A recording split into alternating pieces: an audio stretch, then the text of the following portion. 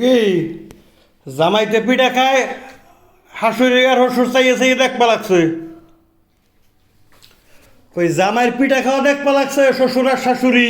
ও আপনি দেখি করে ছবিটা তুলছে কিনা দেখা লাগবে না।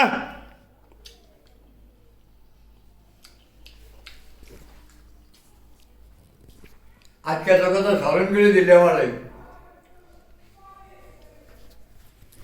কি বিষয়? ওপারে